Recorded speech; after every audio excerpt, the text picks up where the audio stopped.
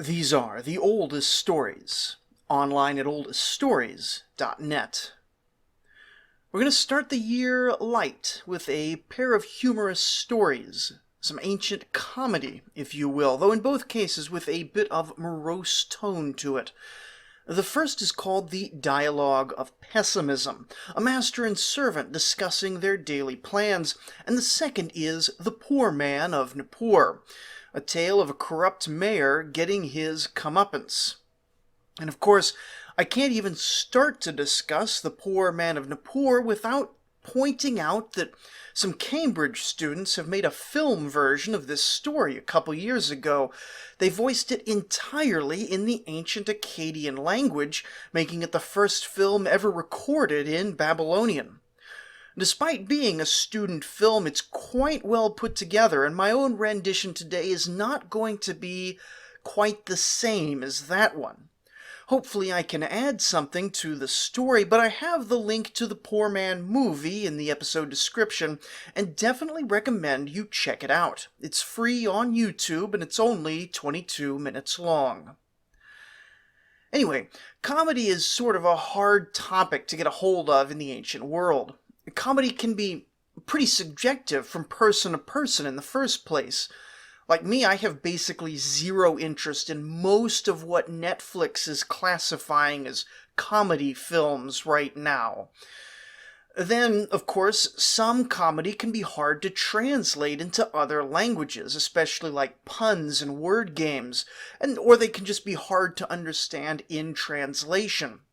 On top of that, different cultures have different styles and flavors of comedy, and what other cultures might consider offensive or simply not funny being just the height of hilarity in another place.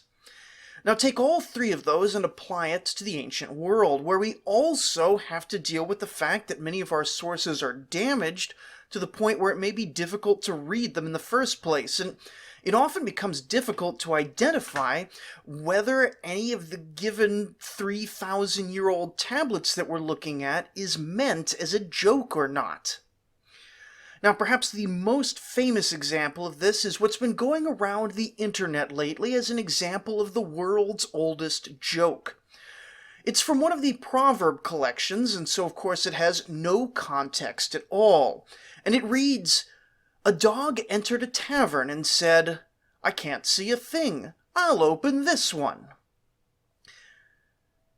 And now we assume this is a joke because we nowadays have a whole genre of jokes that begin with "a man walks into a bar," a whole subset of which are animal related. A horse walks into a bar. The bartender goes, "Why the long face?" A weasel walks into a bar. The bartender says, "What can I get you?" "Pop," goes the weasel. A sandwich walks into a bar, and the bartender says, "Sorry, we don't serve food here." But the truth is that we don't actually know if this structure of joke actually existed in the pre-modern era. Now, it could have been invented multiple times, but we don't have any X walks into a bar type sayings from the ancient world aside from this dog joke. On the other hand, these proverb collections do record other dog jokes, or at least other seemingly obscure statements about dogs, which we nowadays might find funny. My favorite reads, "The dog understands, take it. It does not understand, put it down," an observation which remains true in our own era. And what could be the point of this proverb if not just to be amusing and cute?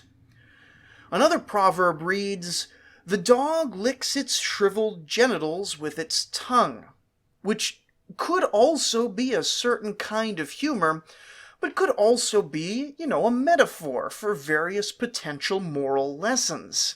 Maybe don't let a dog lick you or your stuff, 'cause that's just filthy. You don't know where its mouth has been, or more like you do know where its mouth has been.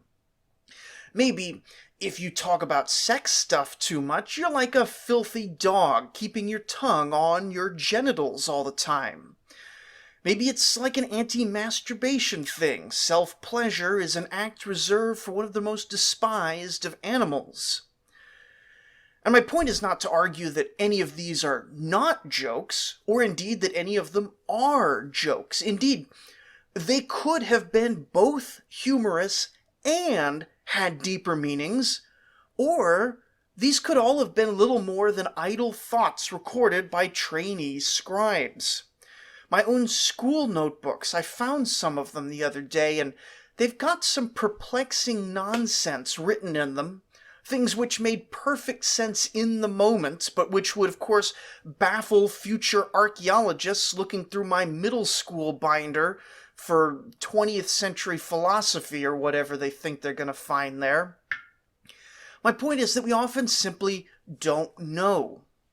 I mean, we're pretty sure, about as sure as we can be, that ancient people did have jokes and humor of multiple types, because they were human.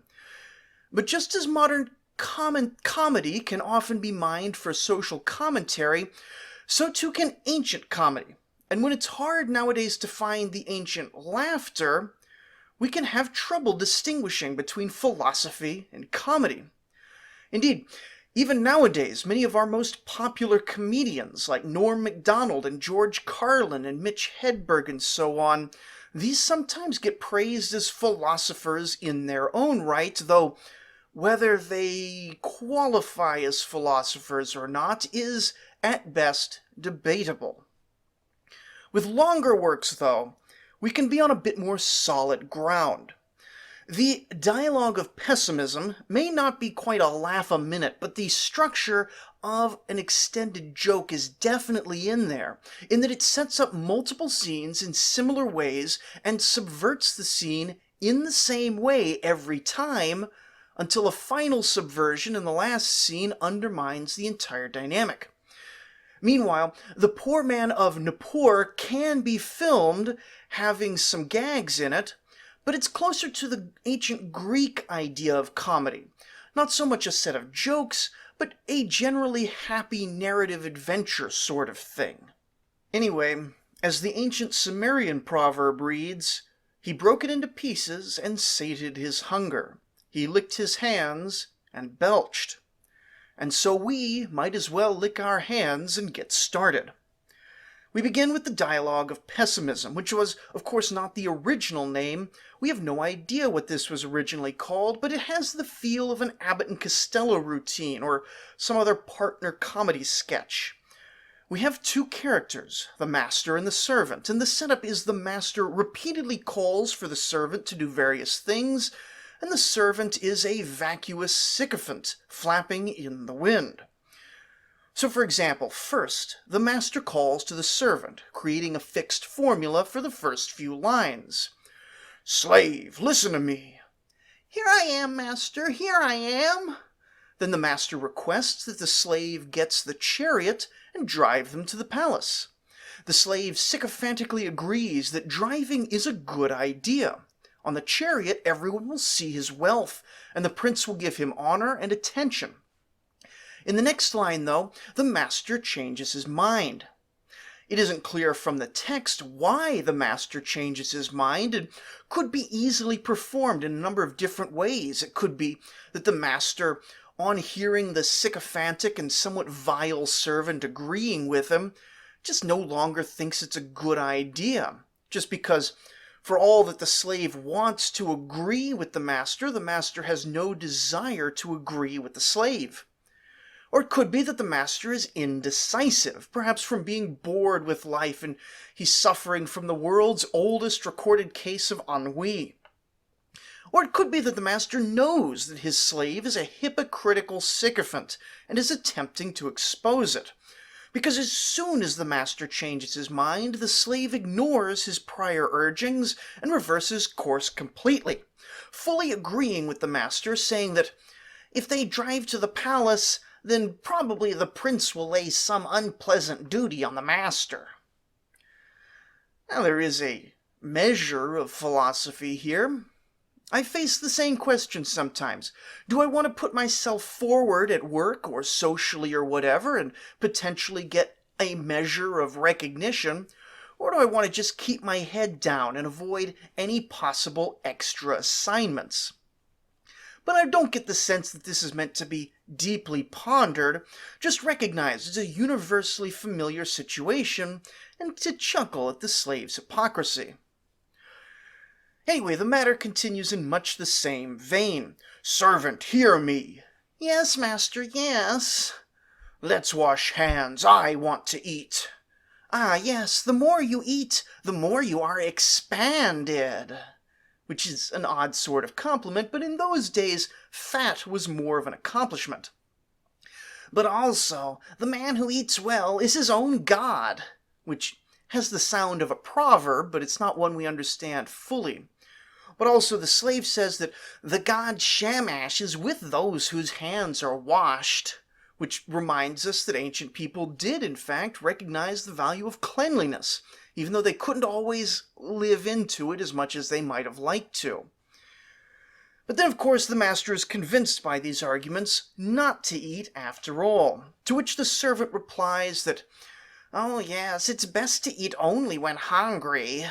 Not only is this more in accord with the natural order of things, it also makes the food taste better." And then the master hems and haws and eventually decides he wants to go to a ride through the country. This is, of course, a fantastic idea, expressed in flowery parables to say that the man who moves around has all his needs met. But the master doesn't really feel like going around, which turns out to be a good idea, as the slave tells us that wanderers are all madmen and wretched vagrants. And so the master thinks that maybe his restlessness will be solved if he forms a family and fathers a son. The tablet's actually damaged at this point. We don't know what the slave says in support of a family life, but it must not have been very convincing, as the master changes his mind, and the slave supports even this, saying that family is like a binding noose that restricts a man, and only fools have families. And so the master decides to do something dishonest. Not any particular dishonest act. It has the sound of sort of a sheltered child who wants to do some drugs. Even in this, the slave is encouraging, letting us know that unless a man does evil deeds, he has no way of acquiring food or clothing. But when the master decides against it, the slave agrees with this as well, reminding us that the man who does something dishonest risks being caught and jailed, then blinded, then skinned alive, then executed. Which is interesting, because we don't hear about blinding and flaying in most ancient law codes, suggesting that it may have been widely known that the law was more brutal in practice than in theory. An alternate possibility is that since we're now in the late period, the Iron Age, the increasing brutality that we're going to see, and we've started to see in Assyrian military practice, is just a symptom, perhaps, of a wider societal move towards more brutal action in general. I don't know that enough data exists to be sure one way or another, but little mentions like this is how we form our pictures of the ancient world when aggregated and each little bit really considered.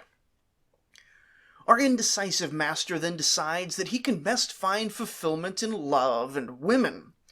The slave agrees that a man in love is a man without sorrow or worry, which admittedly hasn't been my experience since falling in love, but it sounds good enough for a story. But the master soon changes his mind, and the slave concurs, letting us know that a woman is a trap for men to fall into, or a throat-slashing dagger. This also hasn't been my experience of love, but it sounds good for a story. So the master decides to make a sacrifice to the gods, and the slave agrees that sacrificing to the gods will bring great success in business. But then the master doesn't feel like it anymore, and the slave agrees that the gods are just too demanding. If you give to one, it'll just expect more and more, like a hungry puppy. Now, is this a faithful perspective or a skeptical one? Is this an impiety, or is this how the divine was actually experienced in the ancient transactional polytheist religions? I mean, it certainly wasn't a polite way to say it, but it does seem to be a perspective which fits within ancient theology to a certain extent. The modern equivalent might be Christians who feel that it's okay to sin because Jesus will forgive them later. It's not really the right thing to do or say, but it is kind of a reasonable theological conclusion for someone with a really negative attitude. Anyway, the master then wonders if he should make some loans, this being apparently a fairly common business for the wealthy, then as now. The slave agrees, announcing that interest on loans is basically free money. But then he decides against it, and the slave again agrees, stating that it's very easy to make loans, but it's extremely painful to get people to pay them back. Debtors are, apparently, according to the slave, abusive, swindling cheats, every last one of them. The penultimate exchange is, I think, the most significant and revealing of the ancient worldview. Not only do we see the balance of patriotism and nihilism reflected in the exchange, but we also get a window into the actual scale of history that's already passed.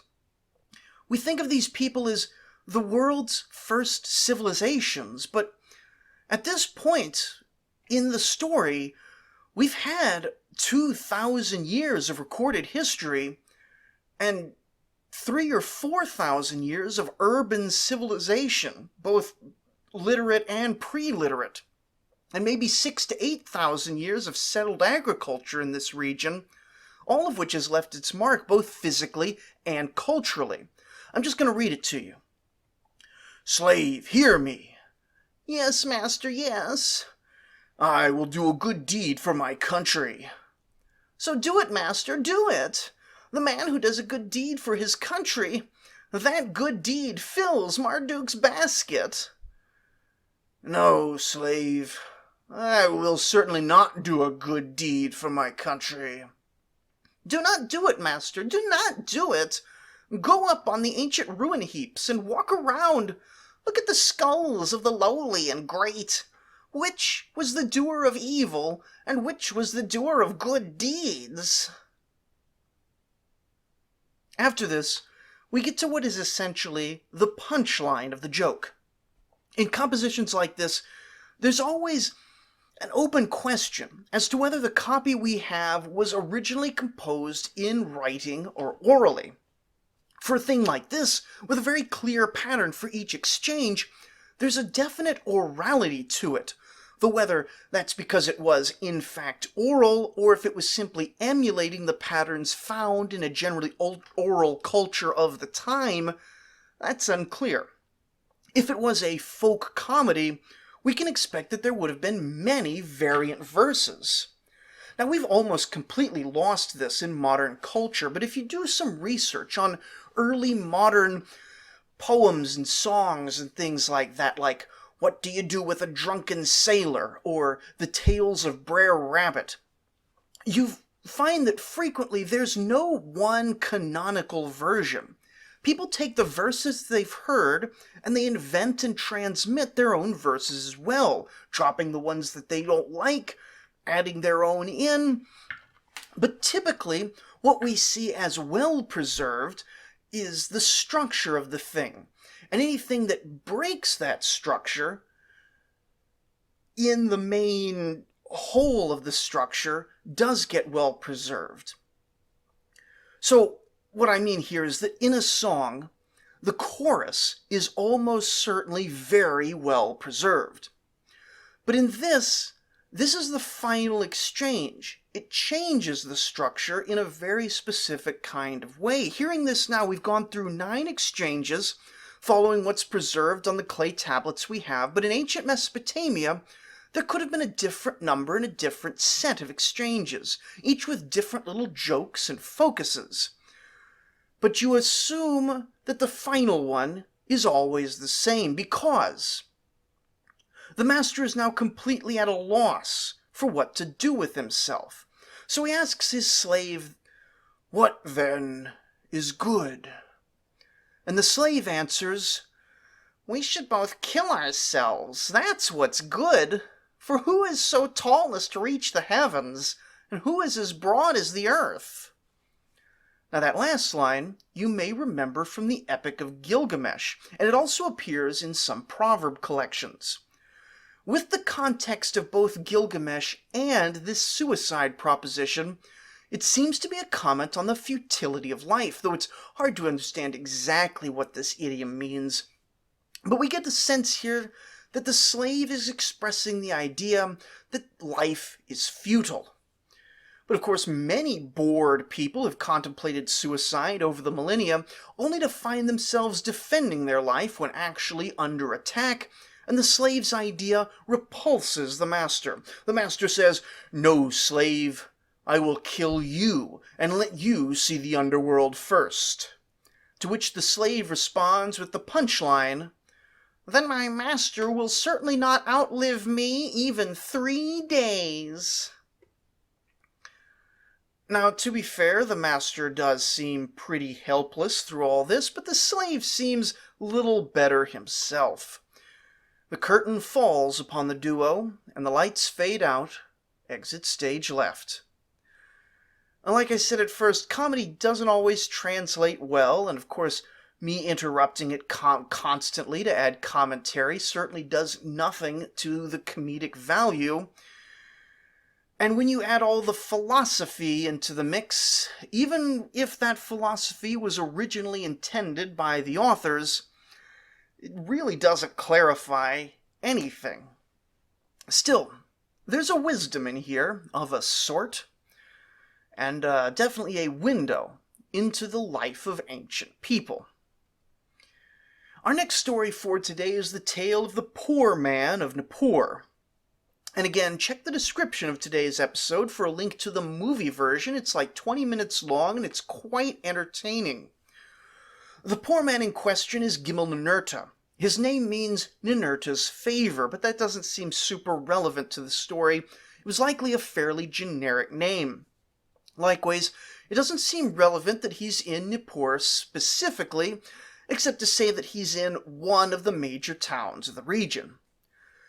Though we usually date this work to some time after 1000 BCE, which is why I haven't covered it until now, we don't actually know when exactly it was originally composed. It's a sufficiently timeless tale that it could have been much older. We don't really know. Anyway, what we do know is that Gimel-Ninurta, as he starts his story, is in a bad way. He's a young man in a big town, and he owns nothing at all. He has no silver, no gold, no grain, no bread, no beer, and no meat. He's even unfortunate in appearance, though whether that means he was ugly or if he just looked poor isn't clear. There's even a pun in here describing his hunger in a way that could also suggest that he's ill-tempered or in a poor mood. We don't know why he's in such a state, but it seems that he's been this way for a while and is now at the breaking point of hunger. Fortunately, all is not completely lost for Gimel-Ninurta. He still has the clothes on his back. No extra clothes, but the value of fabric in the ancient world was pretty high. Simply being non-naked meant that he possessed an asset. And so, he begins the story by deciding to go to the market and sell his shirt in exchange for a 3-year-old goat. It seems that the prices for a shirt and a goat were roughly equivalent. So now he's standing in the middle of Nippur. He's naked, and he has a goat.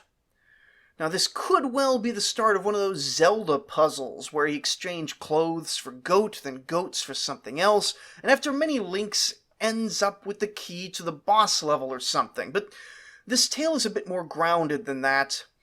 Gimel-Ninurta just has a goat, and now he's hungry.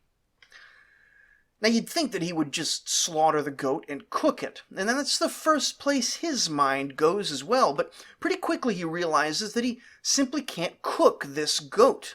He's so poor that he has no beer, and the entire community would be upset if he cooked a goat and had no beer to go along with it. Now, this isn't just a comical concern. Slaughtering an animal was a common enough occurrence in the ancient world, but it was still a pretty significant economic act. If nothing else, the cost of the animal was significant, and in the era before refrigeration, particularly in warm Mesopotamia, the entire thing would need to get eaten in pretty short order. The idea that Gimel-Ninurta would be eating this goat by himself probably never even crossed his mind. He would be essentially hosting a feast for his neighbors and relatives, and if he couldn't also provide beer, it would be a disaster. And to be clear, this is not part of the comedy, or at least we don't think it's meant as such. Anthropologists study cultures around the world which are termed feasting economies, with extremely lavish and strict rules about who, how, and when feasts are hosted, with extremely heavy burdens placed on the hosts in exchange for significant social rewards. Now, Mesopotamia was definitely not a full-on feasting economy like you'll find in some of the modern Pacific islands, but the same sort of pressures around the need to eat a large amount of food quickly, with many people helping, leads to at least some of the same pressures and rewards for the hosts. To eat a goat outside of a communal context, all alone with no ritual, no festival, no sacrificial practices, that could maybe be acceptable out in the countryside or in desperate times. But even though Gimel-Ninurta is desperate, he is in the middle of one of the most civilized cities of his entire civilization. To put it another way, a modern hunter might catch and clean and cook a bird in the middle of the woods, but if he caught, cleaned, and cooked a pigeon in the middle of New York City, well, that might attract some negative attention. But then Gimel-Ninurta has an idea. He should bring the goat to the mayor's house. The mayor, of course, pretty regularly holds feasts and will have everything required to host yet another feast. Gimel-Ninurta will offer the goat to the mayor in exchange for a seat at the feast. That way, he can eat and also follow all proper social protocols. So, Gimel-Ninurta goes up to the gatekeeper, and he might be completely naked, or we could assume that he has a certain amount of underwear still protecting his modesty. Either way, he's got his goat with him, and he tells Tukulti Elil, the gatekeeper, that he's here to see the city mayor. The gatekeeper relays this message, and while we don't have the mayor's reply because the tablet's damaged, we can tell that the mayor is irritated, first that he's being interrupted, and second that he's being interrupted by a naked and poor person. That's just terrible. But Gimel-Ninurta does get his audience, and opens quite properly with a generous blessing of the gods on the mayor's house and family. The mayor, however, is skeptical. He wants to know why Gimel-Ninurta is bringing him a bribe. But Gimel-Ninurta insists no bribe is being offered. Nothing untoward is occurring at all. Rather, our hero explains that he's just really hard up, and he's hoping to contribute this goat to the mayor's next feast in hopes that he can eat at the feast. It's pretty great. He's not even begging for food, he's just begging for a fair deal. Unfortunately, the next section is damaged in the text, but we can tell that it doesn't go well for the Poor Man of Nippur at all. When we can next read anything, the mayor is ordering that Gimel-Ninurta be thrown out of the house and given nothing but bone, sinew, and beer 2/3 diluted. Not even just beer. You get like a third of a beer. And now it seems that he's out a goat, and he's naked. He does get this tiny amount of food, but he's terribly offended by the injustice done to him. And now the story really begins. On his way out the door, he informs the gatekeeper that he would definitely inflict vengeance 3 times upon the mayor over this offense. The gatekeeper, dutiful as ever, reports this to the mayor, but the mayor laughs the entire day at the thought of a poor person ever getting the better of him. And we should laugh with him, since we all know that there is no way a poor person could ever end up on top of a situation like this, nor are poor people ever capable of enacting a clever revenge. Gimel-Ninurta walks away determined to bring his case to the king. Now the king lives in another city. Nippur would have been understood as a town that had never been the center of an empire. But as he says this, the scribe writes a big old line in the clay, just a big mark across the whole thing to designate the end of one scene, and when the next scene begins, Gimel-Ninurta is standing in the presence of the king. In one sense, this makes sense. The scene is just switching very cleanly. But it's not clear if Gimel-Ninurta is still naked. It could be that he was given clothing during the missing part of the mayor's feast, or he could have borrowed rich clothing from somewhere unstated. It seems unlikely that Gimel-Ninurta would be in the king's presence while naked as a citizen petitioner. Anyway, our hero is before the king, making the appropriate flatteries, and he then proposes to the king that he should be allowed to borrow one of the king's fine chariots for one day, and in exchange he will pay the king 1 mina of red gold. The king says yes to this proposal. The narrator even points out that the king doesn't ask why Gimel-Ninurta needs the chariot, or what he's going to do with it. Just the outsized payment for a day of rental appears to be enough to convince him. Gimel-Ninurta gets set up on the chariot, and he's given an official sash, and he's made to look like an officer of the king, all for the promise of a pretty significant amount of gold. This, to be clear, is corruption. If the mayor is corrupt, it makes sense that the king is as well, so our hero is using corruption to fight corruption. Gimel-Ninurta rides the chariot back to Nippur, and along the way he catches 2 birds and sticks them in a box, then seals the box with a royal seal. Don't worry, nothing bad is going to happen to the birds. Gimel-Ninurta then arrives at the mayor's door, and informs the doorman that he's on a mission from the king and needs to be allowed into the mayor's house. The mayor, thinking that Gimel-Ninurta is an important man, is there to receive him, and invites him to a feast. During the feast, Gimel-Ninurta explains to the mayor that he's carrying a box of gold, which is intended as an offering for the temple of Enlil the next morning. The weight of the box proves that there are contents within, though the mayor knows better than to break the seal of the king to inspect and see what's actually in the box. The mayor is suitably impressed and allows Gimel-Ninurta to stay the night at the mayor's house. During the night, however, Gimel-Ninurta wakes up, and he opens the box, and he allows the captured birds to fly away. Then he goes back to sleep. The mayor wakes up in the morning and immediately goes to check the box, only to discover that it's been opened in the night, and is now empty. The mayor cries out, and Gimel-Ninurta makes a big show of grief, ripping his clothes and wailing. This is not only theft, it's also rebellion against the king and blasphemy against the gods. And it all happened under the mayor's roof. Using the heat of the moment, Gimel-Ninurta reduces the mayor to begging, fearful of the potential consequences. Gimel-Ninurta beats the mayor severely. The mayor begs to know what he can offer as restitution, and Gimel-Ninurta demands 2 mina of red gold.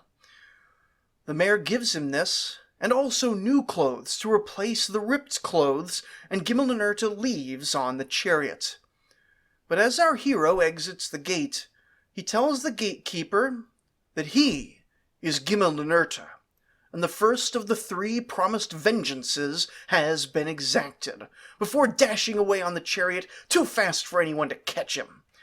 Gimelnunurta is able to return the chariot and repay the king the promised 1 mina, with another mina left over for himself.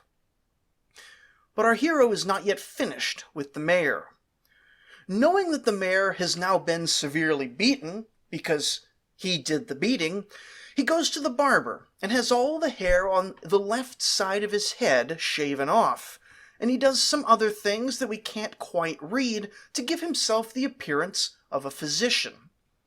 He shows up at the gate and tells the gatekeeper that he's a physician from the town of Issen. The gatekeeper lets him in, but the mayor wants proof that this mysterious fellow truly is a reputable doctor. Now the thing is, in the ancient world, divination and medicine were essentially different facets of the same science, and so Dr. Gimmel informs the mayor that he came all the way to Nippur because his divinations had revealed to him that the mayor had been injured and needed treatment. What's more, his divinations had been so specific as to allow him to detail the nature and location of the wounds even without having seen them. At this revelation, the mayor is astounded. Only Gimelnunurta, the mayor, and the gods themselves could have seen where the mayor was injured, and so this must be a true divination sent from heaven on his behalf. Now that the mayor vouched for this mysterious doctor, Dr. Gimmel told everyone that they needed to leave, and the mayor needed to be brought into a room that was completely dark for treatment. The fact that the treatment requires darkness is another pun, which could also mean that compensation would be extracted in the darkness, but the intended meaning seems to give the mayor a miss, even if it would be obvious to the audience. That audience being you. You can see how Gimelnunurta is saying, "Oh yes, I'm going to extract my compensation from you." But the mayor assumes, "Oh yes, we're going to have treatment in the darkness." The pun is lost in English. I don't know. Gimelnunurta, he puts on a good show of being a doctor. He throws a bowl of random herbs into a low fire, and then he ties the mayor's hands, feet, and head to stakes. Which kind of sounds absurd, but remember that even though we usually nowadays assume that we will understand the purpose and methods of modern medicine, in the ancient world medicine was very much mysterious to all but the initiated, and it was typically humiliating and painful as well, tolerated only because it could sometimes bring about relief at the end of the process. The mayor is trusting the science here, as the young folks say. And then, of course, Gimelnunurta proceeds to beat the tar out of the mayor, leaving him tied up in the room. Then he walks out the gate, whispers to the gatekeeper, "The second vengeance has been enacted," before running away into the city. There remains now a third and final vengeance to be exacted upon the mayor, and this one is far simpler than the first 2. Gimelnunurta sits in the crowded places of Nippur, looking for an athletic and willing young man. Spotting a likely candidate, he offers the boy a mina of red gold if the boy will run up to the gate of the mayor's house shouting that he is the poor man with the goat. The boy doesn't seem to really know what he's getting into, or perhaps he just likes mischief, but either way, a mina of gold is too fantastical of a fortune to pass up, so he just goes along with it. The boy gets himself a lot of attention, he makes a lot of noise, even gets a little crowd around him, and then as he passes by the mayor's house, they hear his claim, and the whole palace lights up like a beehive hit with a stick. The boy runs off, but the mayor insists that everyone in the household chase after him, and the mayor himself runs after them. But of course the mayor is badly bruised, and he soon falls behind the rest of the crowd, and Gimelnunurta has hidden himself under a bridge along the route he knew that they would all take. He pops out, he overwhelms the mayor, he beats him a third time. Gimel-Ninurta's final words are fulfillment of his promise. Having been offended once, he would offend 3 times. Then Gimel-Ninurta walks off into the open country. The mayor, meanwhile, is either left to crawl back into the city, or he's actually dead and has to be carried into the city. The original text, apparently and perhaps deliberately, contains a pun that could hold either meaning. Thus ends The Poor Man of Nippur, and with it today's episode. Though we're back in Mesopotamia, I have decided that we'll be getting deep into a few cultural topics appropriate for the Mesopotamian Iron Age before picking back up on the threads of history. And so join us next time as we look at 2 fellows who sometimes get confused in popular cultural treatments of ancient Mesopotamia, the personal god Lamassu and the demon Lamashtu, as well as a whole host of other B-list deities and stuff about how magic worked and the gods were involved in ancient Mesopotamia. Thank you for listening.